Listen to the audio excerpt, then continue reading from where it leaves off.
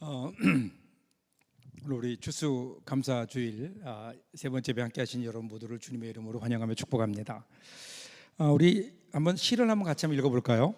정유찬 시인이 쓴 시 가운데 12월의 끝에서라는 시가 있는데 오늘 우리 감사 주일을 맞이하면서 우리에게 주는 의미가 있는 것 같아요. 같이 한번 이 시를 이 가을의 계절에 같이 읽으면서 한번 음미해 보겠습니다. 같이 읽어볼까요? 사랑한 날이 미워하는 날보다 많았는지, 슬프고 힘들었던 날보다 행복했던 날이 많았는지, 12월의 끝에서 지난 날들을 떠올려 보고 있어. 보석 같은 날들을 가슴으로 살았니, 머리로 살았니? 얼마나 웃고 살았어, 아니면 찡그렸어? 맑은 하늘 아래 투명한 날들을 뿌연 눈으로 보낸 건 아닐까? 별이 찬란하던 밤 내가 깨어 있었는지 잠들어 있었는지 난 거울을 봐. 거울 속의 나를 봐. 아름다워진 거야? 추해진 거야? 무엇이 변한 것일까? 밤이 깊어만 가네. 한 해가 또 저무네. 어떠세요? 시를 읽어본 감상이 어떠십니까? 한 해를 마무리하는 마음, 그 마음을 표현하고 있어요. 제가 이 시를 읽으면서 그러면 나는 그리스도인으로서 한 해를 마무리하는 가장 나에게 적합한 단어는 뭘까? 한 해를 어떻게 마무리할 수 있을까? 그러다가 떠오른 단어가 감사였어요. 감사. 이 감사라는 단어는 참 신비한 단어인 것 같아요. 이 감사는 시간의 한 페이지를 닫고 또 다른 새로운 시간의 다른 페이지를 여는 하나님이 우리에게 주신 선물 같은 말이 감사가 아닐까. 감사. 그래서 행복과 감사는 같아요. 같은 뜻이에요. 행복하면 감사해요. 그리고 감사하면 행복해요. 그러니까 우리가 정말 행복한 삶을 살기를 원한다면 그럼 어떻게 해야 될까요? 가장 확실한 방법은 감사하는 거예요. 감사하는 거예요. 오늘이 감사주일이잖아요. 근데 여러분 마음속에 감사함이 있나요? 표정을 보니까 안 그런 것 같은데. 내 마음속에 정말 감사함이 있는가? 내가 정말 감사한지 안 감사한지를 알 수 있는 건 내 안에 감사가 있는가, 내 안에 내가 정말 행복한지 행복하지 않은지는요, 그것을 알 수 있는 척도는 내 안에 감사함이 있는가 하는 거예요. 오늘 우리는 감사주의를 맞이하면서도 우리의 마음속에 그러한 감사가 없다면 왜 그럴까요? 우리에게 정말 감사한 일이 없어서 그럴까요? 아무리 생각해봐도 지난 1년 돌아보니까 감사한 일이 없다, 힘들고 정말 어려운 한 해였다, 감사한 일이 없다, 그럴까요? 정말 지난 1년을 돌아보면 그럴까요? 한번 여러분 오늘 우리가 하나님 앞에 예배하면서 지난 1년 동안의 우리의 삶을 반추해보는, 그리고 그 가운데 우리가 알지 못했던 것들, 분명히 우리에게 감사한 일이었는데 그 감사를 잊고 살아가는 오늘 우리들의 모습, 이 모습을 발견하면서 다시 한번 우리 가운데 오늘 말씀을 통해서 감사가 회복되는 추수감사주일 오늘 우리 예배가 될 수 있기를 주님의 이름으로 축복합니다. 계속해서 우리 디모데 후서를 읽고 있어요. 전서를 지나서 후서를 읽고 있죠. 디모데후서 3장 오늘 10절부터 11절까지의 말씀을 제가 읽을게요. 나의 교훈과 행실과 의향과 믿음과 오래 참음과 사랑과 인내와 박해를 받음과 고난과 또한 안디옥과 이고니온과 루스드라에서 당한 일과 어떤 박해를 받은 것을 내가 과연 보고 알았거니와 주께서 이 모든 것 가운데서 나를 건지셨느니라. 여러분 지금 바울은요 디모데에게 그동안 함께 했었던 시간들을 떠올리게 합니다. 그러니까 디모데는 사도 바울이 1차 전도 여행 때, 첫 번째 전도 여행 때, 그때 선교 여행 중에 처음 만나요. 그 만난 곳이 루스드라라는 곳이에요. 여기에서 바울과 디모데가 처음 만나요. 그리고 바울이 전한 말씀을 듣고 그가 회심해요. 예수를 믿기로 작정하고 예수님을 영접하고 이제 예수님을 따르기로 작정합니다. 그리고 나서 사도 바울의 2차 선교 여행부터 함께해요. 그런데 여러분, 말이 선교 여행이죠. 지금도 사실은 낯선 곳을 여행한다는 것은 굉장한 부담을 갖잖아요. 위험한 일들이 위험이 부담되는 일들이잖아요. 근데 지금부터 2000년 전에 치안도 허술하던 시절에 낯선 곳에 가서 복음을 전한다, 선교 여행을 한다. 여러분, 이것은 대단히 위험한 일이죠. 거기에 어떤 위험이 닥치려는지 몰라요. 곳곳에 도적대들이 숨어 있었고요. 더군다나 사도 바울 같은 경우는 바울을 죽이기로 맹세한 사람들, 바울을 아주 혐오하는 유대인들 그룹이 있잖아요. 이들이 사도 바울을 추적해서 바울이 가는 곳마다 찾아가서 그를 힘들게 하고 심지어는 그를 죽이려고까지 하잖아요. 이러한 과정을 디모데가 함께 한 거예요. 그러니까 지금 사도 바울이 야, 그때를 좀 떠올려 봐라 라고 얘기하는 거예요.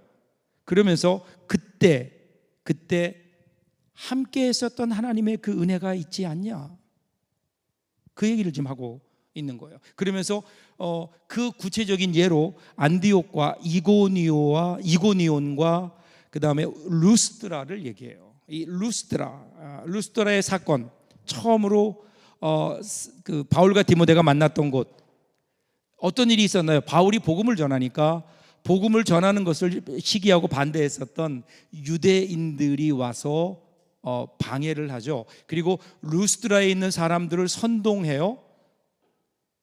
신성 모독이다 이렇게 얘기하면서 그를 모함함으로 사람들이 선동이 되어서 그 바울을 향해 돌을 던지죠. 돌로 치니까 거기서 죽었어요.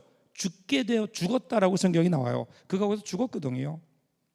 그 사람들이 죽은 줄 알고 그 시체를 밖에다가 내다 버렸어요. 성 밖으로. 그런데 하나님께서 사도 바울을 살리셨죠. 그래서 그 사건을 알고 제자들이 가까이 가니까 사도 바울이 그 가운데 일어나요. 툴툴 털고 일어나요. 이 모습을 지금 디모데가 보았거든요. 그러니까 지금 그 얘기를 하는 거예요. 그 사건들을 한번 기억해 보아라. 그것을 기억하라는 거예요.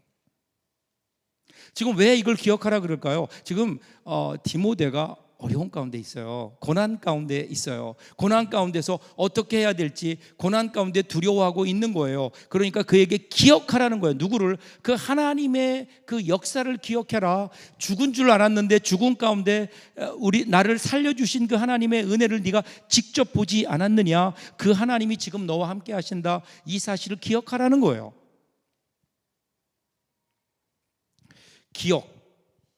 기억하는 게 중요한 것 같아요. 기억. 독일의 그 슈투트가르트라는 도시에 가면 부헨발트라고 하는 유명한 명소라기보다는 장소가 있어요. 그게 어디냐면요, 2차 대전 중에 거기에 있었던 강제 포로 수용소였어요. 거기에서 6만 5천 명 이상의 사람이 죽어요. 실험 도구로 죽기도 하고 또 여러 가지 처형당하기도 하고 목숨을 잃은 곳이에요. 그곳을 가보면요, 그곳이 외부와 차단되어서 숲속 깊은 곳에 있어요. 그래서 정문을 통과해서 전시관이 있는 곳까지 들어가려고 하면 차를 타고도 한참 가야 돼요. 그 길 이름이 피의 길이에요. 왜 피의 길일까요? 사람들이 거기서부터 손에 밧줄을 매서 질질 끌려 들어갔어요. 그래서 그곳에는 피가 항상 낭자했기 때문에 피의 길, 그렇게 얘기하는 거예요. 전시관에 들어가면요, 여러 가지 그 당시에 잔혹함을 나타내주는 많은 전시물들이 있어요. 거기 보면 뭐 부러진 안경테도 있고요, 옷도 있고요, 그 다음에 낡은 신발들이 있고요. 그 신발들 가운데는요, 2-3살쯤 되어 보이는 어린아이가 신을 법한 낡은 신발도 있어요. 비참함을 나타내 주죠. 그런데 그곳을 방문하는 사람들이 이것을 보면서 그 잔혹함을 알지만, 그런데 정작 그곳을 방문하는 사람들에게 가장 인상적인 장면은 다른 데 있어요. 한쪽에 독일의 어린 아이들, 유치원이나 아니면 초등학교를 다니는 아이들이 거기를 이제 그 탐방으로 오는 거예요. 그러면 그 앞에서 유대인 할아버지가 설명해 주는 거예요. 우리가 이렇게 잘못했다. 우리가 이렇게 우리의 선조들이 잘못해서 이렇게 많은 사람들을 죽였다. 바꿔 얘기하면 뭐죠? 너희는 그러지 말아라. 그 모습이 가장 인상적이었다는 거예요. 자기의 잘못을 감추지 않아요. 자신의 죄를 그대로 드러내요. 잊지 말라는 거예요. 왜 그런 줄 아세요? 그러면서 이런 얘기를 해요. 왜냐하면 기억하지 않으면 반복하기 때문입니다. 기억하지 않으면 반복하는 거예요. 그것을 기억하지 않으면 죄가 반복된다니까요. 그러면 죄만 그럴까요? 잘못된 것만 그럴까요? 아니에요. 좋은 것도 마찬가지예요. 기억하지 않으면 잊어버려요. 하나님의 은혜, 기억하지 않으면 잊어버리는 거예요. 삶의 바쁨 속에서 우리가 기억하지 못하는 것들, 좋은 것들이 얼마나 많아요. 하나님의 은혜가 있어요. 가족 간의 사랑, 친구들의 우정, 교회에서 함께 예배하는 우리 그 예배자들, 구역에서 함께 말씀을 나누고 함께 기도하고 삶을 나누는 우리 구역 식구, 나를 위해 기도해 주는 중보 기도자들. 돌아보면요, 여러분, 우리가 사실은 잊고 살았던 것들이 너무 많은 거예요. 오늘 우리 환경만 쳐다보다가 오늘에 있기까지 우리와 함께 했던 사람들, 고마운 사람들, 우리들이 혹시 그것을 잊고 있는 것은 아닌가? 하나님의 은혜. 그래서 여러분, 감사주일은 바로 그런 날 아닐까요? 왜 하나님이 우리에게 감사주일이라는 것을 허락하셨을까? 좀 잊고 있었던 것들을, 기억해야 되는 것들을 한번 기억해봐라 라는 거예요. 기억해야 그 다음에 어떻게 해요? 감사가 나오잖아요. 오늘 우리의 현실만 놓고 보면 그러면 감사하지 못할 것들로 꽉 차 있지만, 그런데 우리가 하나님의 은혜를 기억하고 함께했던 사람들의 사랑과 그 함께했던 좋은 시간들을 기억해내는 순간 우리의 삶 속에는요, 감사의 조건들이 생겨나는 거예요. 그렇게 감사할 때로 우리 삶이요, 행복해져요. 감사주일은 그런 날 아닐까요? 오늘 사도 바울의 말과 같이 기억하라. 감사를 기억하는, 그래서 우리 삶이 다시 한번 감사로 충만하고 행복해지는 오늘 이 귀한 추수감사주일 오늘 예배 이 시간 될 수 있기를 주님의 이름으로 축복합니다. 기억해 보세요. 그리고 나서 이어지는 이제 12절입니다. 계속해서 얘기해요. 무릇 그리스도 예수 안에서 경건하게 살고자 하는 자는 박해를 받으리라. 경건하게 살고자 하는 자, 이게 무슨 말일까요? 경건이라는 말을 지난주에 제가 설명했죠. 했어요, 제가. 근데 여러분들이 기억을 못하죠. 기억을 못하는 게, 이런 거는 기억 못하는 게 저에게는 큰 은혜예요. 왜냐하면 제가 또다시 설교할 수 있기 때문에 감사해요. 그것도 감사한 일이에요. 경건이라는 게 뭘까요? 경건은요, 원래 경건이라는 말에 가장 가까운 말이 거룩이에요. 근데 이 거룩이라는 말은 하나님의 속성이에요. 그래서 유대인들은 거룩하다라는 말을 사람에겐 쓰지 않아요. 그 대신에 쓰는 게 뭐냐면 경건이에요. 그러니까 경건이라는 말은 뭘까요? 내가 거룩하신 하나님을 보고 그 하나님을 닮아가는 거예요. 내가 거룩하고자 하는 열망을 가지고 거룩하게 되기 위해서 나의 욕망과 나의 행실을 절제하는 삶, 이것이 경건이에요. 경건하게 살고자 한다는 것은 그런 의미를 말하는 거예요.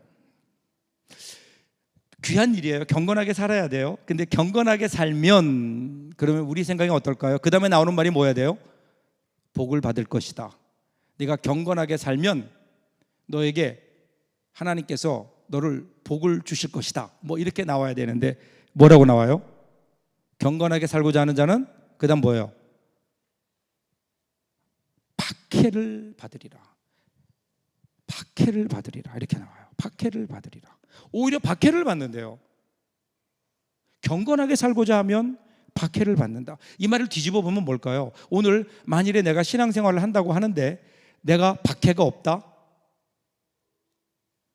그럼 뭘까요? 내가 신앙 경건하게 살고자 노력하지 않는다는 거예요. 똑같은 말 아니에요? 경건하게 살려고 하지 않고 세상과 타협하고 적당하게 살아간다라는 거예요. 그러니까 우리 가운데 박해가 없다는 거야. 여러분, 이 박해라는 말이 우리에게는 굉장히 낯설게 느껴져요. 왜냐하면 지금 예수 믿는다고 뭐 그렇게 외부적으로 우리가 박해받거나 그렇지 않거든요. 그렇다면 이걸 이렇게 바꿔볼게요. 우리가 예수를 믿음으로 우리가 감당해야 되는 불편함, 혹은 내가 예수를 믿음으로 내가 감내해야 되는 손해 있을까요? 오늘 성경은 그 얘기하는 거야. 네가 경건하게 살고자 하면 네가 감당해야 될 불편함이 있고 손해가 있을 거다라는 거예요. 만일에 오늘 내가 예수 믿는데 나는 예수 믿는 내가 손해보는 거 하나도 없다. 예수 믿는데 내가 신앙생활하는데 그리고 내가 사회생활하는데 아무런 불편이 없다. 그러면 우리가 경건하게 살고 있는가 우리를 향해 스스로 물어야 되는 거예요. 어느 때부터인지요, 여러분, 우리 신앙이요, 분명히 성경에서는 네가 경건하게 살려고 할 때 분명하게 박해가 있을 거다, 네가 감당해야 될 불편함과 손해가 있을 거다, 이렇게 우리에게 말씀해 주시는데 우리는 여기에는 관심이 없고 우리의 신앙의 목표가 어디에 가 있는가 하면요, 어떻게 하면 내가 좀 더 내가 예수 믿음으로 이익을 볼 것인가, 내가 무슨 이익을 볼 것인가, 예수 믿음으로 내가 얻는 이익과 예수 믿음으로 내가 얻는 편리함에 오히려 우리의 초점이 가 있는 게 아닌가. 근데 오늘 사도 바울은요, 디모데를 향해서 그렇게 얘기하는 거예요. 이 땅에 그리스도인으로 산다는 것은 박해가 있다는 거예요. 박해가. 이걸 이상하게 여기지 말라는 거예요.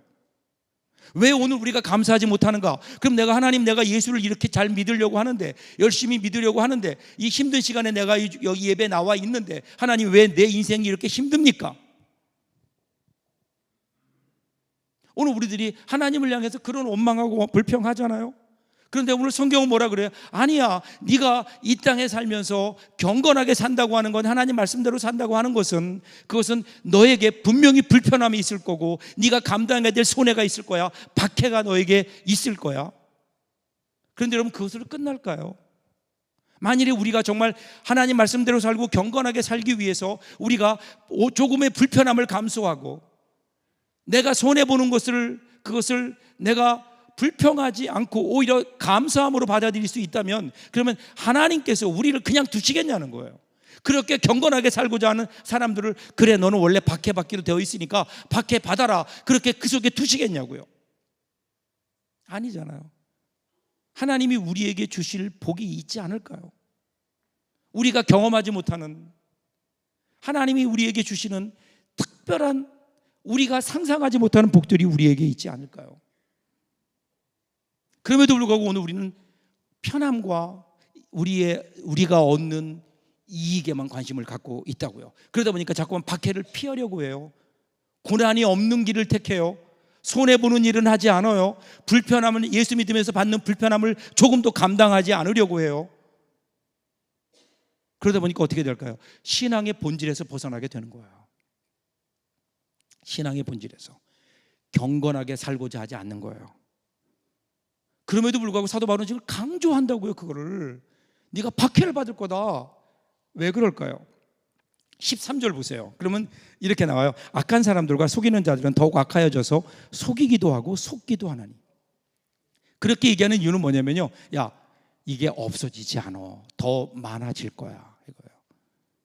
네가 앞으로 경건하게 살고자 하면 할수록 이러한 박해가 계속해서 더 심해질 거야. 더 악한 세상이 될 거야. 지금 그 얘기를 하는 거예요.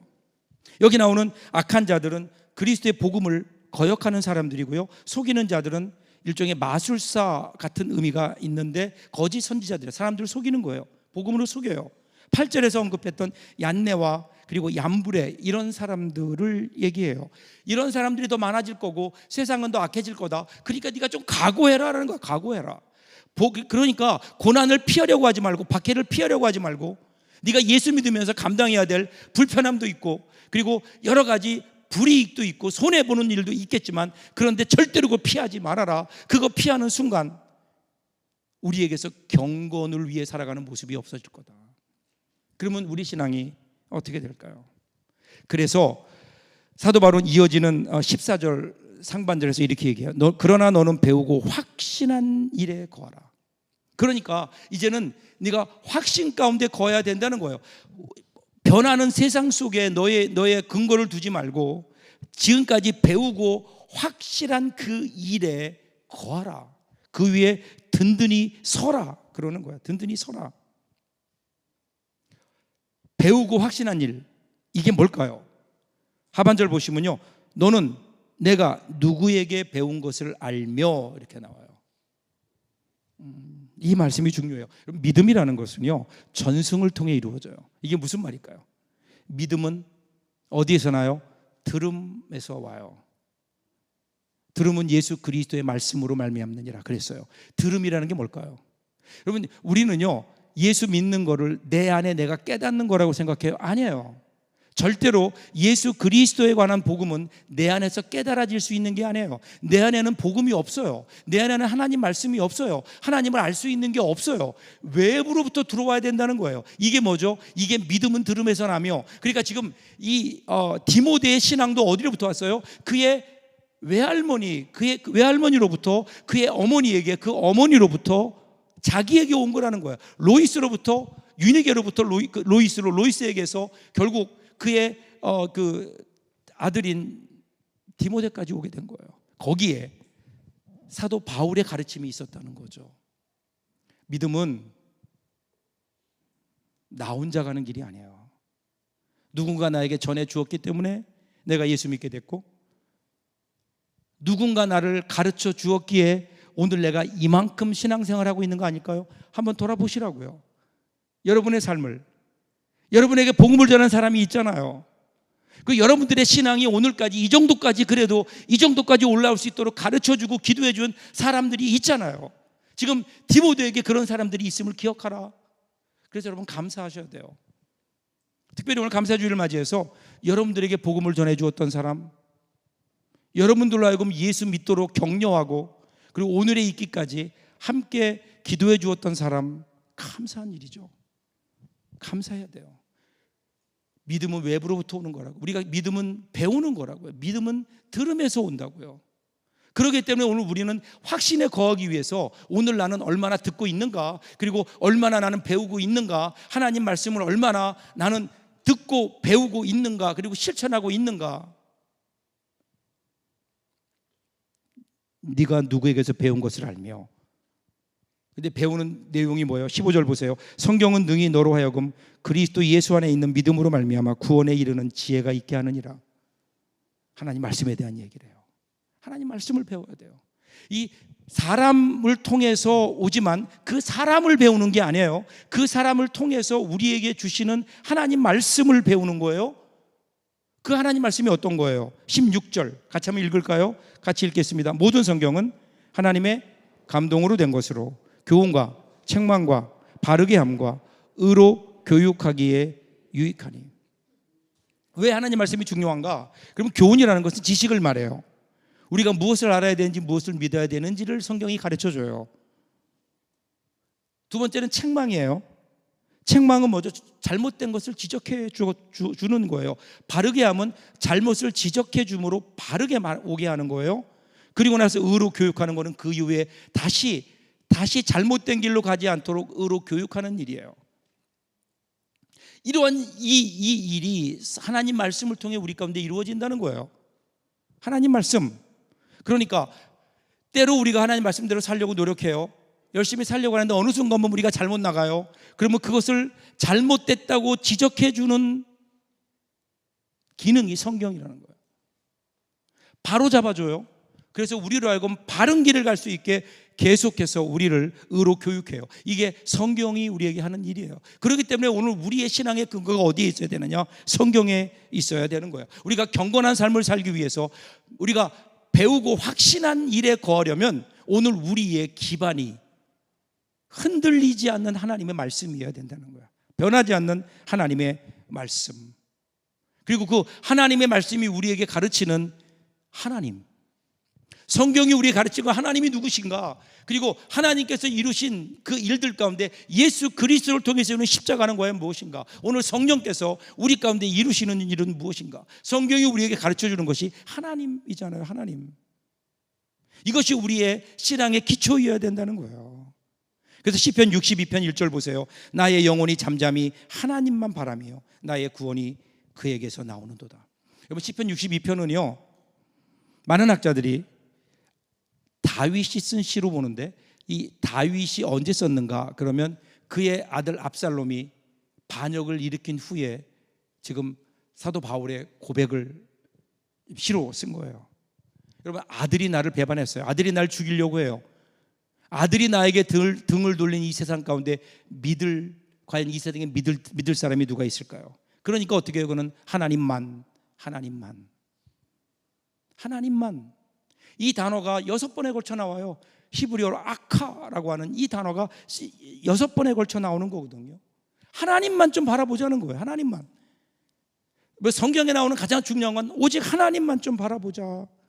그럴 때 어떻게 해요? 그럴 때 우리 삶이 달라져요. 분명하게 보이기 시작해요. 하나님의 은혜가 보이고 우리 삶이 제대로 보이기 시작하는 거라고요. 우리가 세상에 급변하는 세상 속에 우리의 눈을 맞추고 거기에 흔들리는 그 속에 우리들이 우리의 눈길을, 우리의 초점을 두다 보니까 우리의 인생이 흔들려 보이는 거예요. 우리 인생이 막 멀미가 일어나는 거예요. 보이지 않아요. 이것을 제대로 잡을 수 있는 건 흔들리지 않는 터전 위에 서야 되는데, 그것이 하나님 말씀이에요. 그것이 하나님이에요. 하나님을 바라보는 일이에요. 하나님을 바라보는 일. 그렇게 될 때 마지막 17절이에요. 마지막 같이 읽겠습니다. 이는 하나님의 사람으로 온전하게 하며 모든 선한 일을 행할 능력을 갖추게 하려 함이라. 하나님이 이렇게 만들어 가신다는 거예요. 이런 과정을 통해 온전하게 만들고 선한 일을 행할 능력을 하나님께서 우리에게 주실 것이다. 우리의 미래가 그렇게 열려지는 거예요. 하나님이 그렇게 이끌어 가시는 거예요. 빌립보서 1장 6절의 말씀처럼 너희 안에 선한 일을 시작하신 분이 예수 그리스도의 날까지 그 일을 이루실 줄을 내가 확신하노라. 하나님이 우리 가운데 이루신 일이라는 거예요. 하나님이 시작하셨어요. 내가 시작한 일이 아니에요.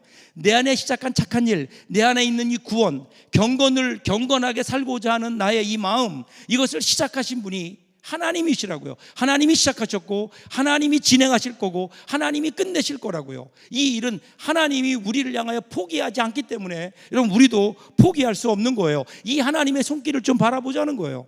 내가 하는 일이 아니에요. 내가 하는 일 같으면 불안하죠. 걱정되죠. 실패할 게 뻔하거든요. 그런데 이 일을 이루시는 분, 시작하신 분이 하나님이에요. 일을 이루신 분도 하나님이에요. 이 하나님의 손길이 나를 붙들고 있다. 그때 여러분, 여기서 우리 삶이 달라져요. 그때 우리의 마음이 평화가 있어요. 그때 우리 가운데 그 하나님에 대한 감사가 나오는 것 아닐까요?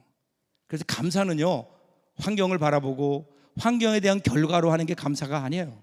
이 모든 것을 쥐고 계신 하나님, 우리 가운데 선한 일을 시작하신 그분, 그리고 그것을 진행하시고 끝내실 그분의 손에 있음을 알기에 그분을 바라보면서 먼저 감사하는 거예요. 오늘 결과를 보고 하는 감사가 아니에요. 그 하나님이 계시기에 그 하나님을 바라보며 감사할 때 그 다음에 우리 가운데는 감사로 인한 결과가, 이 세상에 감사의 세계가 열려지는 거예요. 제가 어릴 적에는 수도가 많이 공급되지 않았어요. 그래서 제가 어릴 적을 기억해 보면 저희 집 앞마당에 펌프가 있었어요. 여러분, 펌프 기억하세요? 기억하시는 분들은 좀 연식이 오래된 분들이에요. 펌프질을 막 하면 시원한 물이 나오죠. 근데 이제 어느 날 오후에 날씨가 더운데 물을 마시려고 집에 가보니까 펌프가요, 물이 다 빠졌어요. 펌프질해도 물이 나오질 않아요. 그러면 그때 어떻게 하는 줄 아세요? 저희 할머님이 이걸 보시고는 부엌에 가셔서 물을 한 바가지 떠서 오세요. 그리고 거기에 물을 부어주면서, 펌프에 물을 부어주면서 저보고 펌프질을 하래요. 그러면 여러분, 신기하게도요, 얼마 안 있어서 거기에서 하나도 물이 없었는데 물이 콸콸콸 쏟아져 나와요. 시원한 지하수가 쏟아져 나오는 거예요. 이 물을 뭐라 그래요? 마중물이라고 얘기해요. 마중물. 오늘 우리 삶이 그렇지 않을까요? 감사가 그래요. 여러분, 감사는요, 내가 어떤 일에 대한 결과를 보고 내가 원하는 대로 이루어져서 그래서 하는 게 감사가 아니에요. 감사는요, 마중물 같은 거예요. 나의 삶을 주관하시는 하나님, 그분이 계심을 알기에 우리가 먼저 감사하는 거예요. 그 하나님의 은혜를 우리들이 기억하고 모든 것이 합력하여 선을 이루어 가실 것을 알기에 감사하는 거예요.